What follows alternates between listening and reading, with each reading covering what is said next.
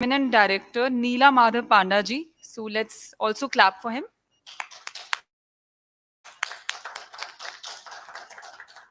Finally, my favorite, the awe-inspiring Divya Datta ji again. So please come up on the stage, ma'am.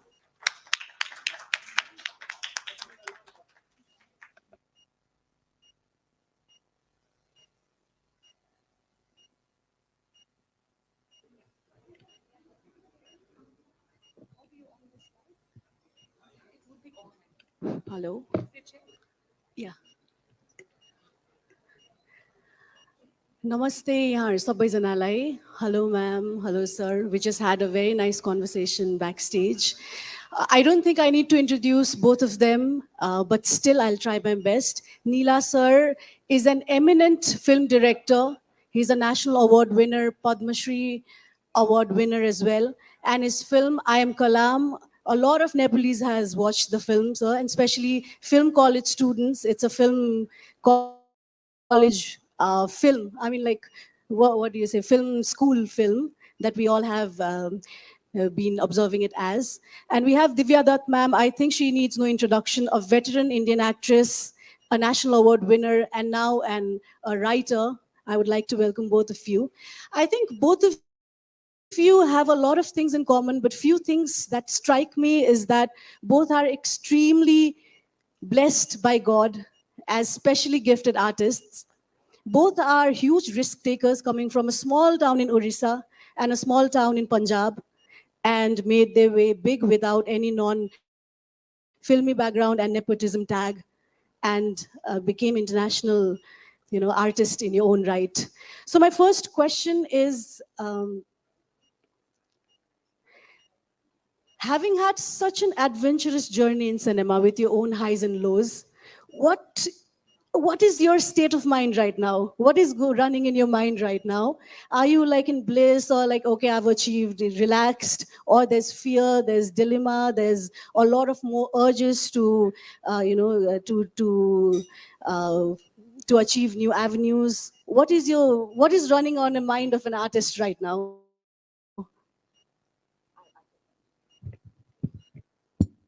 Good afternoon, everyone, and thank you for staying for its lunchtime, mostly, closely, but thank you for staying for our session.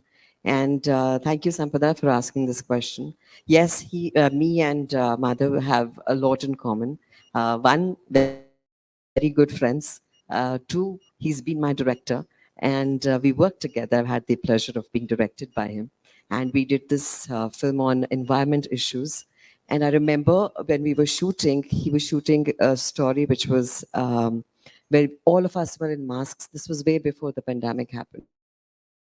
And the first thing I asked him was, ऐसे थोड़ी होता है कि आप mask पहन के घूम रहे हो, खिड़की बंद किया, ये सब ऐसे थोड़ी होता है. What did I know it's going to get true in 2 years' time? I'm actually going to see this, which is so, it was amazing. But he, being a very sensitive person, I've really gotten along well. So I'm glad he's on the same session as me. What is going on in my head right now, always is enthusiasm, excitement, and that hunger to find something new, something that I can lay my hands on. I think it's like a well you dig. Uh, every day there's something to take out, and the day you say, okay, I'm done and I've achieved a lot, I guess you're done. So I mean, one would have your lazy days and everything, but it's lovely to be on your toes and be excited about what you're doing. Do you still get goosebumps when it's the first day of the shoot? First 2 days of shoot, I'm a nervous wreck. So it is because you're getting into the skin of the character and you're meeting new people. It's a new family. It's so amazing that we as actors make a family out of the unit we shoot with. And so to get acclimatized to that unit, to find your own kinds, to just acquaint yourself with people and your role, it takes at least 2 days, even if you've done your workshops. पहले तो workshops होती भी नहीं थी, अब workshops होती हैं. So at least you get to know the actors you're working with, your chemistry with them. I remember I was doing this film called Ram Singh Charlie, and I didn't have much lines in that film. So everyone was sitting at the table speaking their lines, and I'm thinking to myself, what am I doing here? Because I don't have lines. And that was my first ever workshop I had done. I didn't know why anybody did workshops. And my director said, sit now, just sit. So I was okay observing one actor, observing the other one. And through those observations, I started getting to know them. And it reflected on my shoot, in my chemistry with the actors, with the setup and everything. So yes, it is lovely to just find these newer things of yourself and just lay your hands at it. So same question to you. After you've won Padma Shri, what next now? What's running in your mind right now? Well, I think thank you so much for having me here, and I'm very happy to sit here with Divya. You know, we are old friends. He's a great artist. This question is also more relevant to the audience. Also, like audience, they watch a film on Friday, and immediately on Saturday they said, "What's new?" So that goes to us also. As artists, I would say it's a very tireless process. It's two things which works with you. One is your dopamine as an artist, what you keep on building, keep on thinking. Other is you can't stop. You can never be tired, because every film you do, sometime like you're saying about an award, but even about a film, if I'm tirelessly working on a film, say for 2 years, and the day it gets over, next day you cannot see it. You suddenly come up with something else. Why? Because I believe that every new film I feel as an artist is my first film. You can never count your last films as part of your career. And it has never happened with me. So this time while I was shooting almost 80 days for a show, and I was on my foot. And I thought, okay, I'll finish this, I'll take a break, and then I'll think about something. But it never happens. It keeps running in you. So storytelling is something, it's same for actors also. I mean, I would agree with her. You know, the moment she gets over with something, you want to play something new. You know, it always comes because you start telling yourself that you have more to say. Second, it's a very emotional factors as an artist. How much ever load, whether it works, it doesn't work. You know, some of my films got really bombed in the box office. It didn't work, but it never stops you thinking. So I think you feel that it is more than dopamine or anything. It is your emotional connect with the story you want to say, and it is unstoppable for you. Look at Martin Scorsese, he's 80. His new film is probably anytime better than what he has done in young time, you know. Exactly, sir. Both of you believe that cinema is a reflection of our society. You both of you strongly believe that. How has your perception and understanding of cinema grown and evolved over the years? What does cinema as a medium of art mean to you today? That's a lot of questions put in together. I do feel it's a very mutual process. It's like what you say, a very congenial marriage you have between society and cinema. We always say फिल्मों में दिखाते हैं इसलिए society में आया, लेकिन हमारी society भी बदलती रहती है. हमारा culture, हमारा बोलने का तरीका, everything keeps changing, and different thoughts give, and with every generation that comes by, something new just comes. And the writers who come, they come from that society. They bring in a little nuance, a little X factor, and say, let's put that in because I saw that. So that comes into the movies. Saying so, yes, a visual medium is by far the strongest medium that you have. And what you see over there is very impressionable. It leaves a very lasting impact on you. So I would say they go hand in hand. Some things, it's always a, I just feel rather than blame games happening that what affected what, or the other way, I would just say we as individuals have the choices to make and choose what we want to choose. So it's as an individual, as an adult, you know what you can watch and take home with you. And as writers, as filmmakers, as actors, like I will keep observing people here. I will see kiska mannerism kya tha. I went to a government place a few days back in Delhi, and I would observe that woman. I really got intrigued with how she was, and he was doing the paperwork, and I was looking at them. So it was like intriguing for me. So for me, I brought in that society into one of my characters. I don't know when and how, but I did it. Same, I think, happened with Bhag Milkha Bhag. When I did it, my mother was a doctor in a very rural area. And every time I used to see women who would come, and my mother would say, "How are you today?" And they won't have words, they would just start crying. So every expression for them was tears, be it tears of happiness, be it tears of sadness, be it of joy, anything. So I didn't think that time that I'm going to use it in a film. But when I heard the story of Bhag Milkha Bhag, it was like, for me, Isri Kaur is that who does It not was a speak. film loved by Nepal. Yeah, I'm Beautiful so film, glad. yeah. When we were discussing this, I'm glad. So yeah, for me, we all pick and choose what we want to choose, and it can be in both the society and the cinema. And what was your other question? I think we'll go to it later. Yeah. Let Madhav continue with this. So I think I'll shorten the question. What does cinema as a medium of art mean to you today? Well, each of us has different ways to tell stories. Somebody does a comedy, somebody does a song and drama. I believe, yes, it is reflections of the society, and cinema is, I would say, it's a very contemporary form of art. Why I'm saying contemporary is, so, for example, so when 75th year of India independence happened, there are about 10 films which came on the history of India, the independence struggle. So you want to see at that point of time, makers wanted to show you what India had gone through, but in a contemporary form, because that's the, the timing. If you see how, say, Bollywood has changes, from angry young man to globalization when it happened, the Dilwale Dulhaniya Le Jayenge, you know, I think we travel with that. For me, especially, I make films which is, I would say, a very present time shock that makes my story builds into film. And most of my film, if you see, whether my first film, I'm Kalam, which was on a child's fight to right to education. Second is Jalpari, which was on when India faced the whole male to female sex ratio, which is on female feticide. Third one was called Bablu, which was on HIV/AIDS and unprotected sex. Then I made these three films, which is Water Trilogy. The first one was called Kaun Kitne Pani Mein, which was on the man-made disaster, man-made water scarcity. Second, Kadviha, which is on extreme weather conditions. Third is called Yesterday's Past.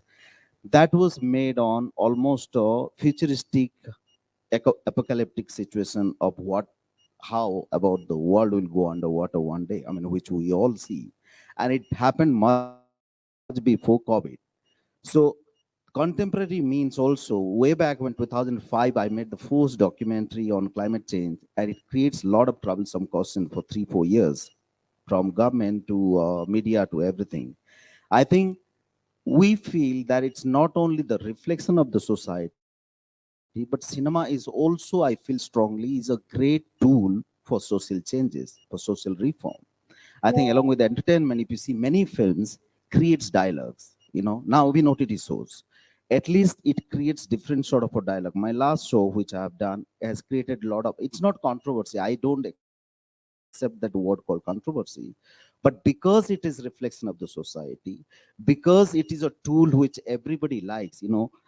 And it's a very general acceptance of a art form which is very loud, wide, and it reaches to your home, phone, toilet, everywhere. I think it has a lot of power. I would say it creates very interesting dialogues, whether it is a love story, whether it's an environmental film or child education rights. And I feel we are blessed with this medium. This is quite a powerful medium. So now let's move to South Asian films. And to all the audience present here who are all art lovers, film lovers, and to you too, as we are talking right now, we are in such a nice phase of Nepali cinema that our Nepali films are representing in Venice Film Festival, which is one of the most prestigious film festivals of the world. We were talking about the Red Suitcase, and which so is also relatively associated with. We have a lot of movies that are now going in that arena. And in India, we have directors like Satyajit Ray, Meera Nair, who is my biggest inspiration. So as a South Asian filmmaker who has, you have had your own journey as well, how do you tell deep rooted stories that are still so deep rooted about your world that is so unknown to the world, but still target and attract the world audience? Which I think the South Asian countries are, I think, the next big thing. Bong Joon-ho and the Chinese director whose film, I forgot the name, Everything Everywhere All at Once, that won the Oscars this time. I think South Asian filmmakers and Asian filmmakers are now getting into the world stage.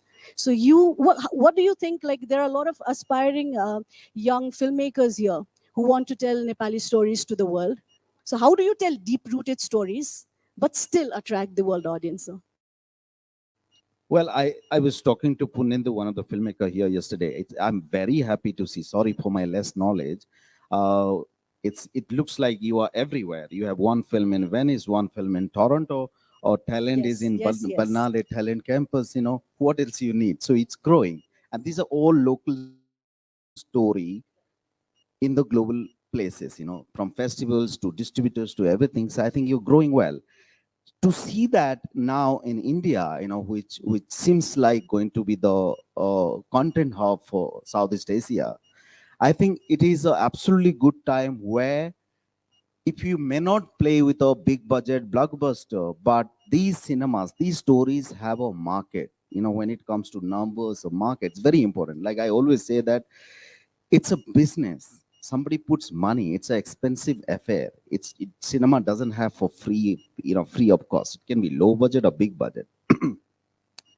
But when it works, when you build a story from local people, there's a huge audience out there. If you see any platform, the kind of stories being told, it was always from Europe on, you know, American films. How many great stories you see from smaller countries in Africa or smaller countries like Nepal or Bhutan, we don't see.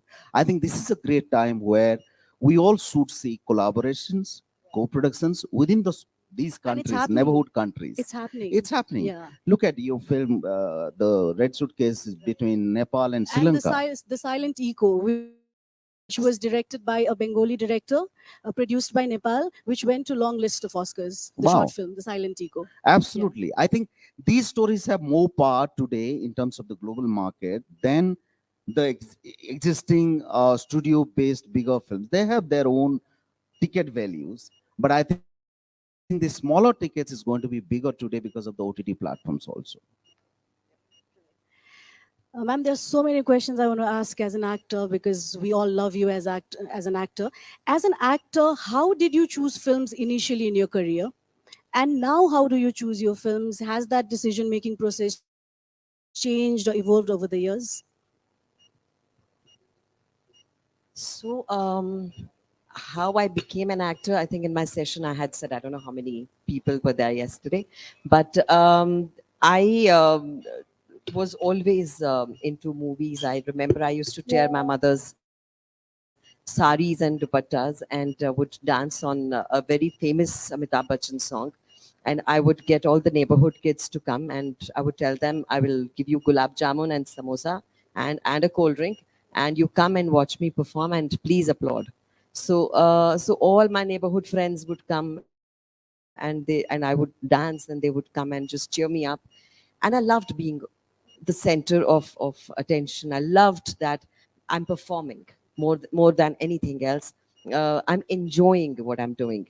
And I think from that age of 4, 5, I really didn't know what exactly, but I knew that I wanted to be on that screen where Mr. Bachchan was.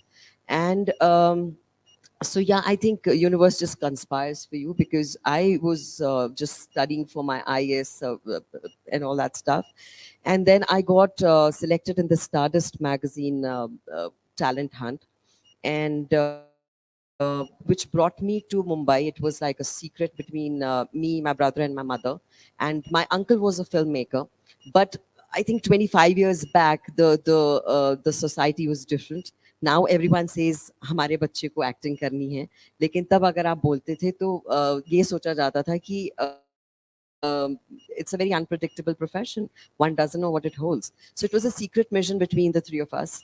And I reached Mumbai. I stayed with my uncle, but we didn't tell him what we were there for. In front of me at the panel of judges was Shekhar Kapoor, Yash Chopra, Subhash Ghai, Suraj Barjatya, the biggies out there, whose films I had like literally grown up watching. And they were watching me perform. So my legs were wobbly. And I saw my mother sitting right in the corner praying for me. So I was like, she has invested in my dreams. She believes in me and what I really want to do in my life. And I cannot falter on this. And then I performed. And I became the editor's choice. I got selected. And then, yes, the world of movies happened. The choice of movies for me always has been what the heart says yes to. I have never gone by the norms के ये commercial film बहुत चलेगी ये तुम कर लो या ये इस film में ये है इसको कर लो या ये Money? director. Money? Fortunately, I haven't given in to just doing a film for money. For me, a film is a journey. And I need to enjoy that. I need to have a real good joyride with the director I'm working with the actors I'm working with my role. I should know that I'm going to have a ball playing that role. If it excites me as a child and I jump on my sofa whilst hearing it, I know I'm doing it. So for me, that excitement is very important. Another question to ma'am. I watched a lot of your interviews, and you said that the workshop culture was not there, and now new age cinema makers, we don't do films without workshop, pre-production and stuff. So as an actor, what is your preparation method like once you receive the script? I'm also saying this because she has worked with one of the best filmmakers of India, or the world, I must say. Shyam Benegal, Yash Chopra, Rakesh Om Prakash Mehra, sir as well. So what is the process like between a director and an actor?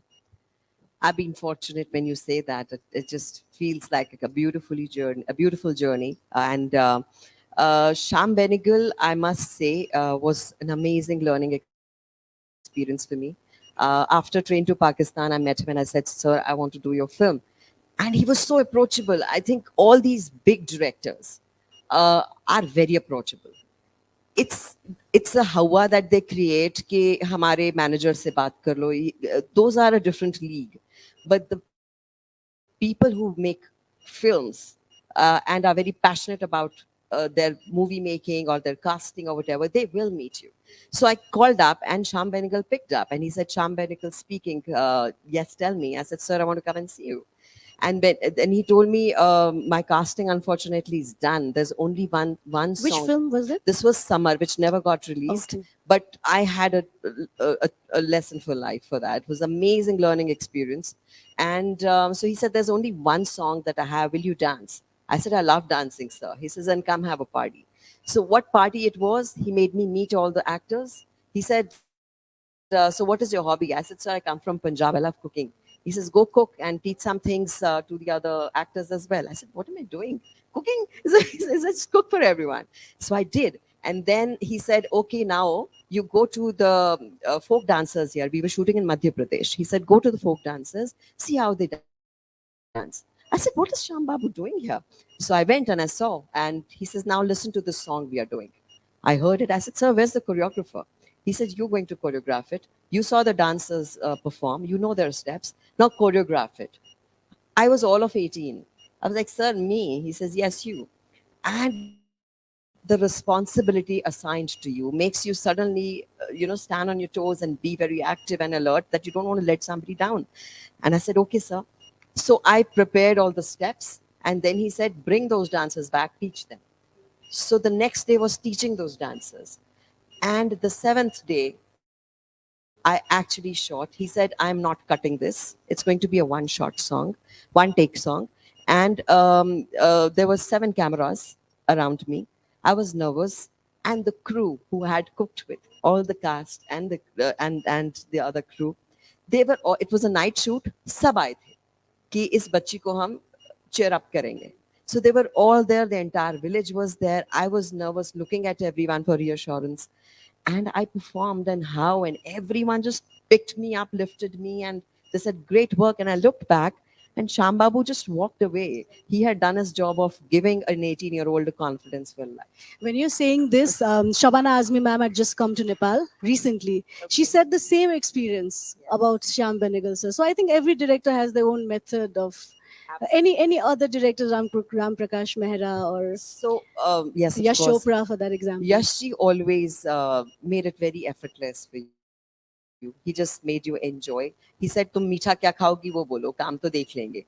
And then they made me learn the dialects for Veer Zara. And Aditya would come and say, "Okay, I like the sound of this." So they had made me speak in Pakistan to the employee and the employer.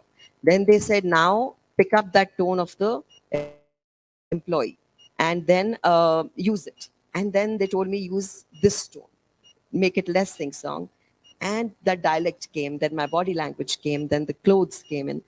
I had grown up on those chiffon saris and the romance Yash Chopra had brought into me. And then I was enjoying the process of filmmaking in his film, which was, I must say, something I still have absorbed and I cherish it. And Rakesh Om Prakash Mehra, as I said yesterday, he's broken my myths of thinking कि मैं ये कर सकती हूँ. He's taken me beyond my comfort zones. So when I said I cannot do Dilli Che, he said, "Why?" I said, "Because I feel shy." He said, "Excuse me?" He says, "You're an actor. What makes you shy? You go and just shine there." And when I went there, I told him, "Sir, kya karo?" He said, "Bas Divya ko chhod do aur jalebi ko le aao." That for me was a big learning experience. Don't let yourself overshadow the character you're playing. You have to let go and you have to unlearn and learn again. So that happened. And then when I was doing ISRI, I was very scared. I said, well, I can share a little secret. I had a huge crush on Farhan. And I said, I don't want to play his sister. Farhan Akhtar. Yes, during Milkha. Oh, yeah. So I said, I'm not playing his sister. Again, he told me, "You're an actor. What are you doing?" So I said, "I won't feel it." He says, "You will feel it when you're in the journey of it." The first day of shoot, he took me on the set, and there was a Sardar with his back towards me, and he just tapped on him. And he turned, it was Farhan. I was just looking at him. I said, "He's Milkha." He said, "Yes, and you're Isri." So these subtle ways of learning how to get into a character are these brilliant directors who just get you into the groove without even you realizing it. So one question, there's always a battle because I think film is the most expensive art in the world. I mean, crores and crores of rupees. Even in Nepal, I mean, we need crores of rupees to make a film. And you have been a director who's made films with his heart. You've not seen commerce. Is this film commercially viable or not?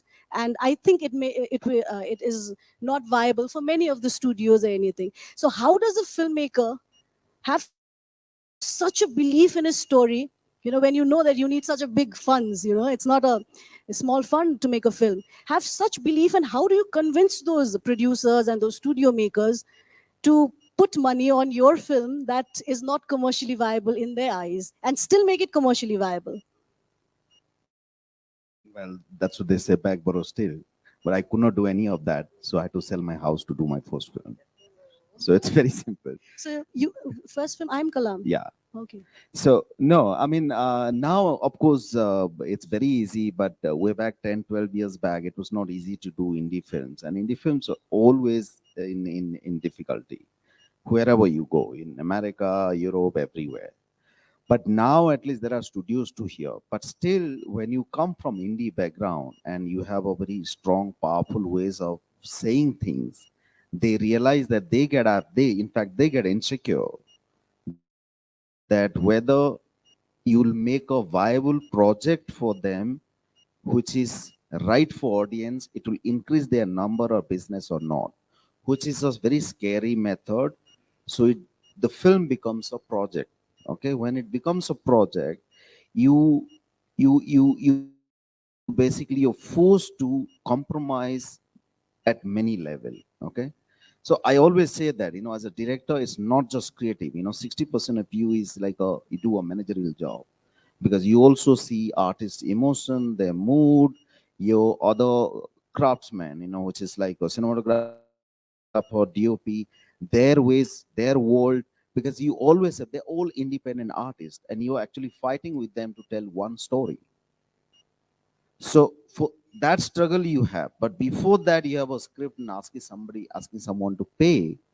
Like my last show, I took it to somewhere, and one of the top person in the platform, they said that, oh, why should I put so much of money? This guy wanted to tell a story about a hill and river.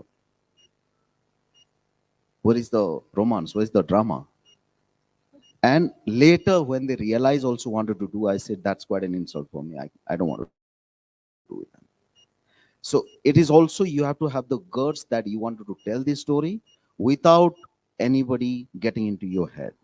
It is a struggle always. That's why I say every new film, we might have made 7, 8 successful film, even it's you as good as your first film in terms of making, in terms of getting funds.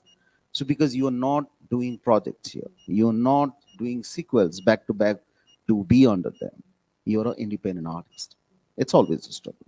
And one question, how do you not be rude as well, but say, no, don't interfere on my script to producers? I'm sure, there are a lot of people trying to, say that, okay, story ko aisa kar do or story ko aisa kar do. How do you not become rude, but still say, no, this is my story and I want to make it the way I want to make it, especially to producers or big stars, for that example?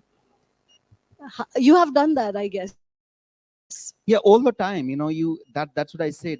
So you have an emotion which is playing in your head, and then you wanted to manipulate that emotion from producers to actors to your talents.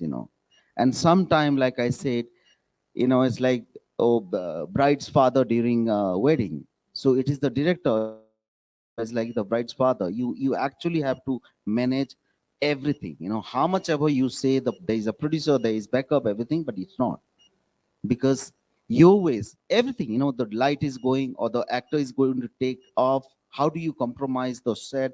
I mean, there are many examples. It will be endless story, but that's also an art as a director to convince, to make sure that they all are happy on the floor. And not be rude as well, not make the environment No, you sad. can't. It's simple. Because I've heard stories also of directors who are very calm, but when they get into the set, then they become this aggressive. I mean, I've heard a lot of stories, and even in Nepal also.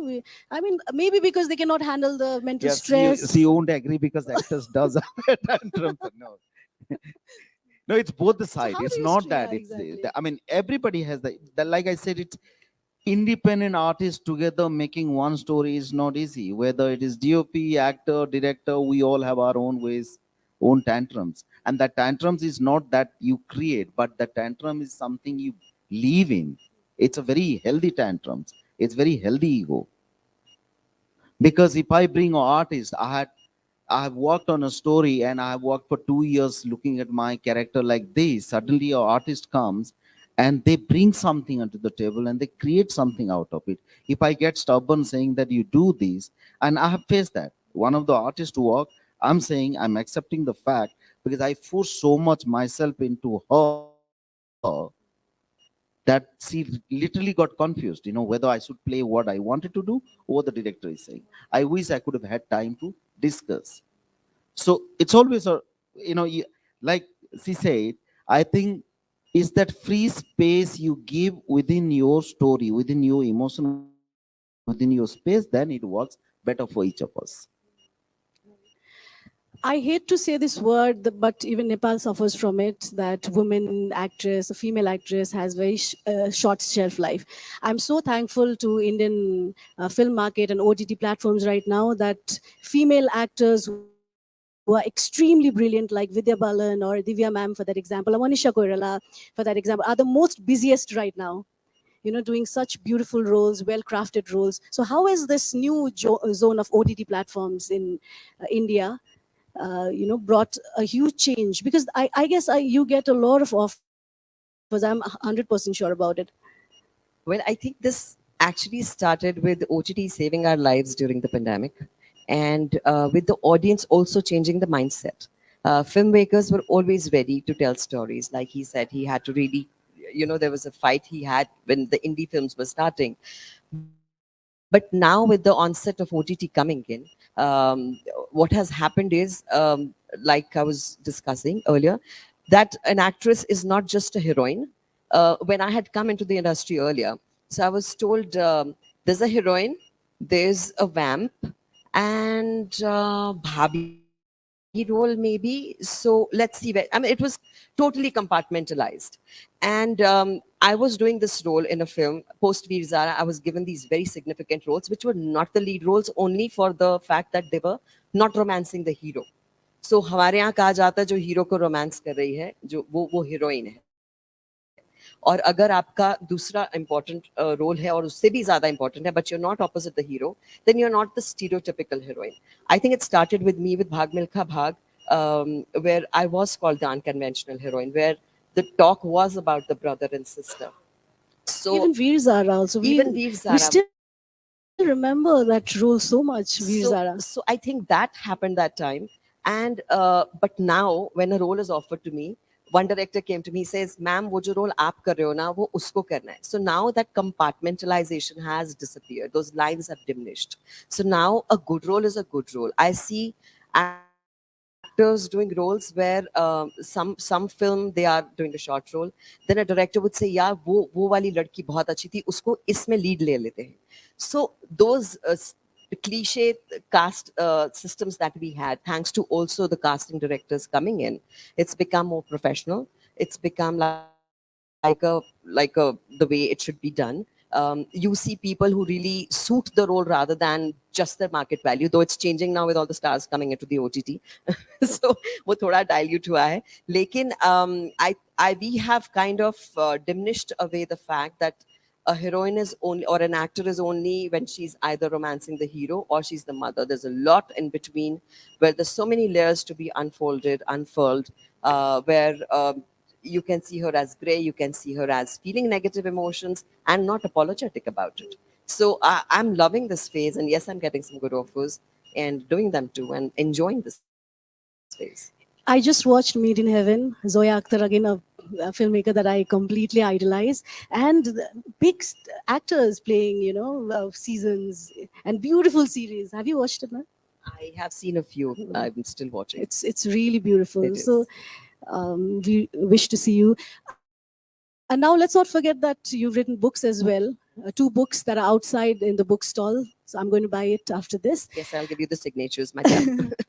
So what's the journey, creative journey, like as an artist, as an actor and now as a writer? Because somewhere, as an actor, when you're playing that role, you've not written it, it's not your creation. That's the truth, right?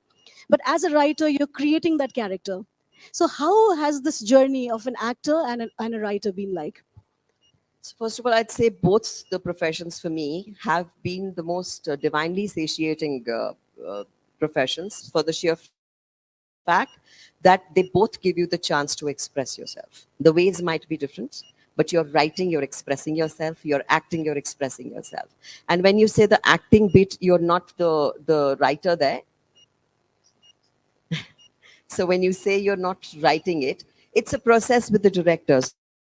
When he comes and narrates a role to me, we will go through the entire process of where she comes from, where is she now, where is she heading, her after story, even if you're not showing it in the film. It gives me an insight into what I'm playing.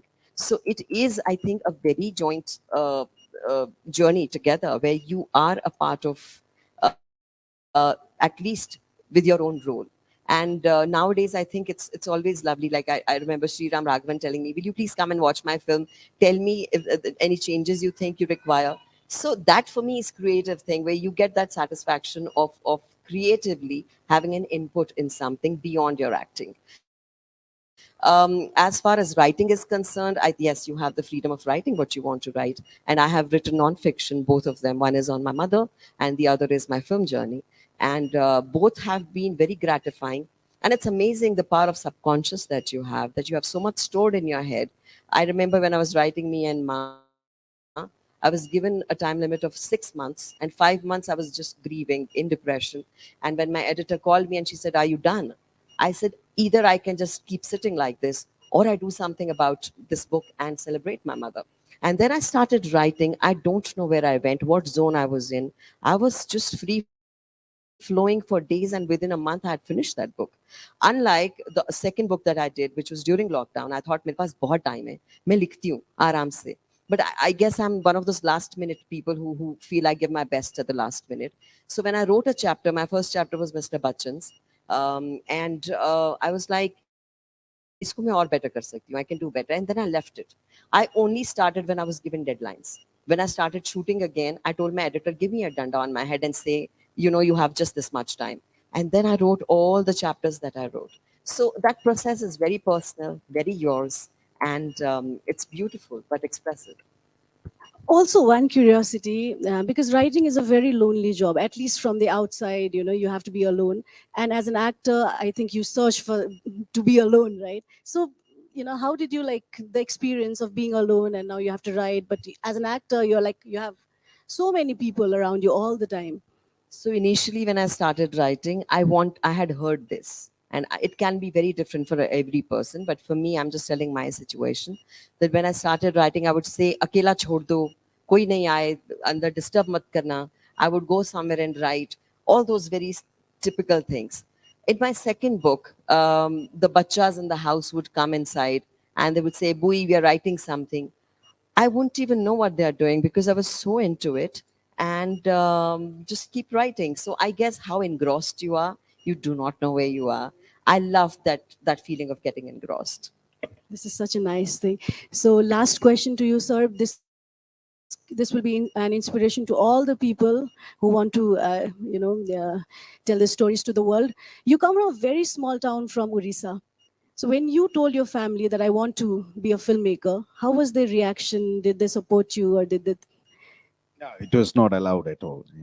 I come from a small village, humble village, not even town, and the only thing, like many of us grew up in such a low middle class or poor families, humble families. I think all your parents wants is you to do a job and get some money home because there's nothing else. Artist was too far to talk about it also. Okay. And when I failed in graduation, then I moved to Delhi. And since I could not complete my, I was a very bad student. I failed in class 8. I failed in graduation. I'm not even a graduate. So I had to move to Delhi to find in search of a job only, to do something, get a job, get some money. And I was incidentally introduced to, I was a storyteller from childhood. I used to paint. I used to do a lot of stuff. I used to write. And for them, all matters was if you make money, it's fine. For me, it was like as if I've landed on the, heaven. When I knew that there are people who makes films. And it was part of Doordarshan program, and that's when it begins. So I think all you need to do, and from that, it did not had a much gap. Within 3 years, I become a director. I did my first documentary on rag pickers on a railway line. I think all you have to do is just get up, write your stories, and now the people making films on iPhones and they're getting Oscars. So today the world is not that far like what we lived 20 years back. So all you have to do is you're convinced about a story and you wanted to tell to the world. You have an iPhone or any phone, you make a film. As simple as that. So, as you said right now, if you're comfortable, please share it that you sold your house to make your first film. So, I mean, how was the decision like? Did you, I mean, you had to convince your family, or, I mean, it's a big decision. No, I mean, many, if you ask any artist, they all have gone through that. I don't think it's a very big decision because end of the day, when you want to do something, nothing can stops you. Whether you want to do a painting, you want a piece of music, or you want to make a film. And I suffered. Forget about that, just making the film. Let me tell you, to inspire young guys, that the making of the film was not enough. The idea of I Am Kalam was to do a short video film of 20 minutes for an NGO. They supported, okay?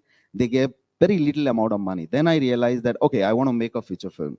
Then I realized I want to do it on Super 35, which is damn expensive, which is how the film budget gone like 100 times more. But that's not end of the story. When I finished the film, I showed it to my friends in Bombay. They said, "Oh, it's a good telefilm. Give it to Doordarshan. 2-4 lakh mil jayega." By then, I had spent about 1.4 crore. And nobody was accepting. My house, literally, I had a small child. My son was quite he was like 4-5 years old. There was literally the story was we didn't have money to buy milk, buy eggs.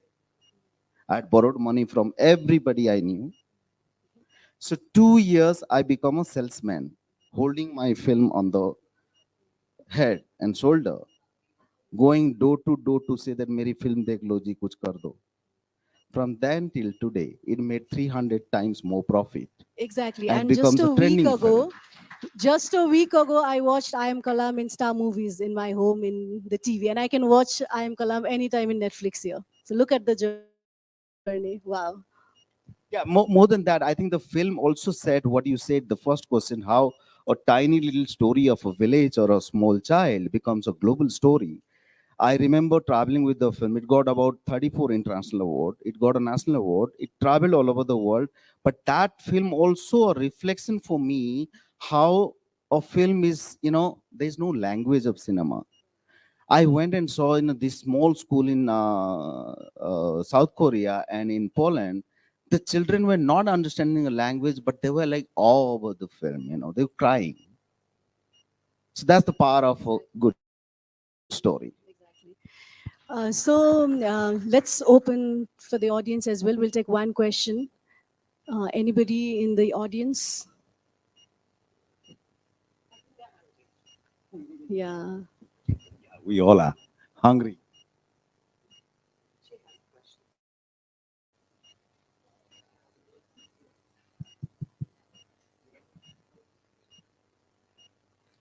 Good morning.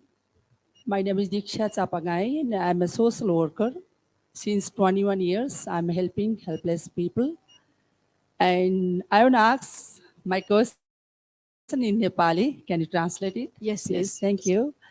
21 वर्षदेखि social work गरिरहँदाखेरि I have a many स्टोरीभित्रको पनि story देखिरहेको छु र म अहिले लास्टमा उहाँले भने जस्तै एउटा भाषा नबुझे पनि त्यसको स्टोरीले टच गर्छ र उहाँहरूले चाहिँ फिल्म हेर्नुहुन्छ भनेर भन्नुभयो। त्यस्तै त्यस्तै चाहिँ मेरो हाम्रो सेल्टर होममा यति स्टोरी को बच्चाहरू छ, छोरीहरू छ, अनि उहाँहरूलाई म के भन्छु भनेदेखि मैले पहिला पनि नेपाली फिल्म मेकरहरूलाई मैले धेरैलाई भने, तर चाहिँ यस्तो स्टोरी कसैले पनि हेर्दैन। अहिले यस्तो स्टोरी चाहिँ खासै मन पराउँदैन, यो बिजनेसको हिसाबले पनि चाहिँ खासै चल्दैन दीक्षा। त्यही भएर चाहिँ यिनीहरूको स्टोरीलाई कभर गरेर फिल्म बनाउनु त्यति उचित हुँदैन होला भनेर भन्नुहुन्छ होइन। तर म चाहिँ आज के सजेस्ट गर्न चाहन्छु, म के रिक्वेस्ट गर्न चाहन्छु भनेदेखि प्लिज जुन छोरीलाई 2 वर्षको उमेरमा उसको फादरले रेप गरेको छ, एक जुन छोरीलाई मैले एउटा जङ्गलमा एउटा ओडारबाट लिएर आएको छु, छोरी अहिले +2 सिद्ध्याएर बसेको छ, जुन छोरीलाई मैले एउटा चाहिँ खोलाको किनारमा भेटाएँ र उसलाई मैले डोकोमा बोकेर लिएर आएर उसलाई मैले हुर्काएँ र ऊ अहिले +2 पढिरहेको छ भने त्यस्तो छोरीहरूलाई समेटेर उनीहरूको कथालाई समेटेर why not make the one very interesting Nepali film. त्यसको लागि चाहिँ उहाँहरूलाई केही सोचिदिनुहोस्, यसको विषयमा पनि यस्तो स्टोरीहरूलाई पनि कभर गरिदिनुहोस् भन्न चाहन्छु। किन यस्तो स्टोरीहरूलाई कभर गरेर उहाँहरू फिल्म बनाउनको लागि चाहिँ एग्री हुनुहुन्न र प्लिज गरिदिनुहोस् भन्न चाहन्छु। के छ यसको विषयमा उहाँहरूलाई चाहिँ जवाफ पनि चाहन्छु। Thank you very much. I think it's directed to you. Have you understood, sir? The question. So what she's saying is Nepal also has a lot of stories about young children, everything, but those are not, because even here in Nepal, it's the same all over the world, People think that such stories are not commercial. I think Sir has already answered the question. So to sum it up, I would ask you, so are you ready for Nepali co-production, as we were talking on backstage as well? How open are you to produce Nepali movies, or even direct Nepali movies? So do you look? Well, I'm like you consumed with stories already, which you as a director, I don't do too many things, 2 years, one film, but I realized that the kind of process I had gone through as an independent filmmakers, and I see that struggle all over the world, and especially countries like Sri Lanka, Nepal, in my country also, there are regional films. I made a Malayalam film also. I like to produce small indie films always. If there are nice stories, great makers, I'm happy to do that. So if any indie film, Nepali filmmaker is here, how do they approach you, sir? Well, there's email, you can always Okay, reach me out so on Twitter, Instagram, anywhere. Facebook. It's very easy. Yeah. So any more question? Your last question.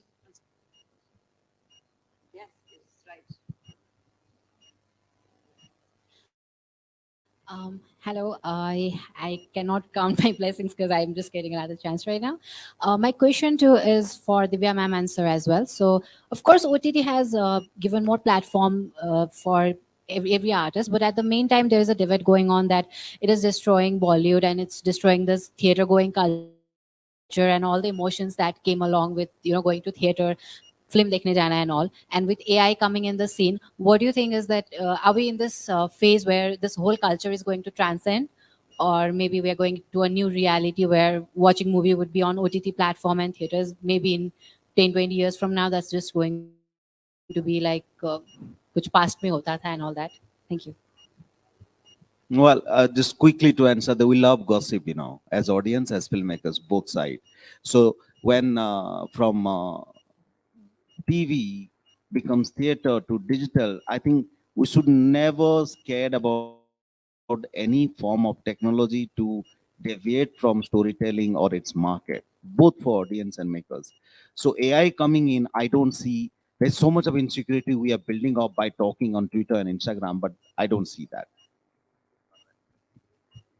Well, I think we always have phases. When there was television, they used to say कि television आ गया है तो theater khatam.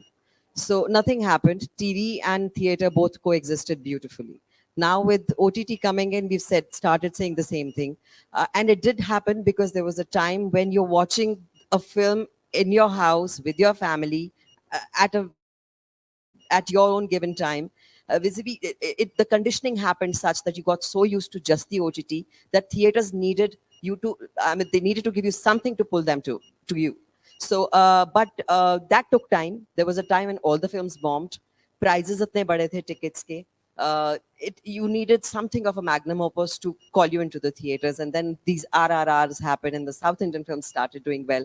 And then we started saying कि ये तो सिर्फ South Indian films हैं, हमारी हिंदी फिल्मों का क्या हुआ या बाकी फिल्मों का क्या हुआ. And then gradually all those films started doing well too. And recently we've had a spate of super hit films coming in with Gadar 2 giving like 500 crores.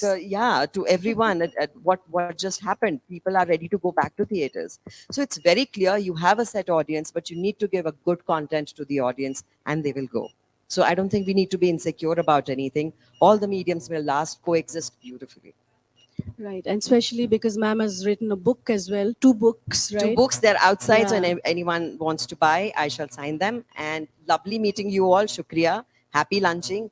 And thank you for having us. Shukriya. Thank you so much. Thank you so much.